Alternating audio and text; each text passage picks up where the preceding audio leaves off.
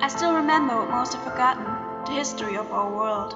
How what some believed to be an act of heroism, almost 5 millennia later, is now threatening Belandi. But history turns to tales, tales turn to myths, and slowly memories of the past disappear in the mists of time. Our world used to bloom in ether, the sacred energy that forms our life and material matter, earth, water, wind, and fire. Now, though, there's little left of the glory of old. How could this happen? How can we save the world from falling apart? To save the future, we need to understand the lessons taught by the past. About 5,000 years ago, an elemental goddess roamed the world, wandering aimlessly from continent to continent.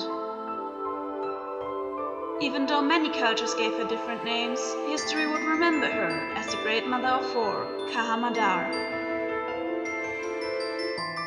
However, the Great Mother's power was a double-edged sword.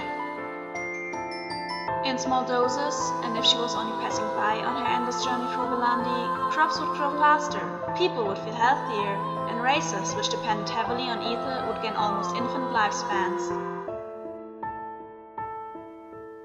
If the goddess remained longer, however, the energy would awaken the spirits inhabiting the land and cause them to move the very world around them.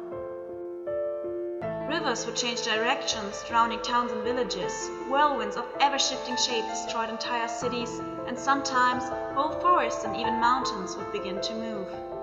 Kahamadar was both a curse and a blessing to Belandi. But as so often in history, the anger of mankind grew, until eventually brave Belandians set out, sacrificing their own lives to lure the ether goddess to a labyrinth, and slay her there, causing 4 lights which would fall from her body. History would call these women and men heroes from then on, but the heroic deed would now, 5,000 years later, bring Belandi at the brink of falling apart. The 4 lights that left the Kahamadar did not simply vanish though, they flew across the continents, eventually entering 4 individuals that the people now know as the Ivy, heroes of the blessing of the ether goddess. The Ivy of Air, Ariel.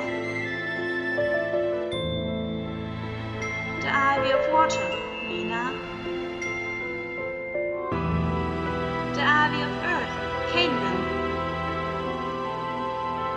And the Ivy of Fire, Dekarai.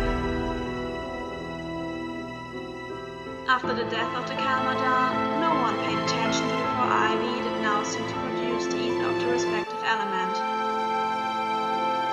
Whereas the Great Mother was so mighty that nature itself began to move without control around her, the Ivy had enough might to force the surroundings to move at will, but it wasn't enough to awaken the spirits of the land. However, the world slowly began to shift anyways. The 4 continents were influenced by the mere presence of their deity, and so their climate began to change in accordance.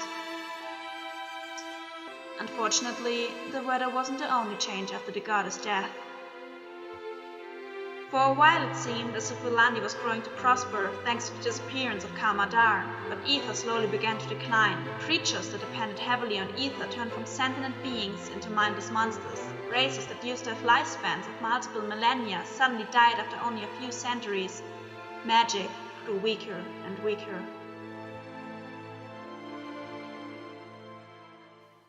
At that point, the world turned toward the Ivy. They provide the land with at least some of the so desperately needed energy. Some saw them as the new gods, others just assumed they had been gifted by ether itself. But even though their presence slowed the fall of Belandi significantly, it is still not enough to save the world. Now, Belandi needs to find a way to survive. And I rest here, ignored and forgotten by mankind and waiting for my time, when I can finally return the power of Kahamadar to the dying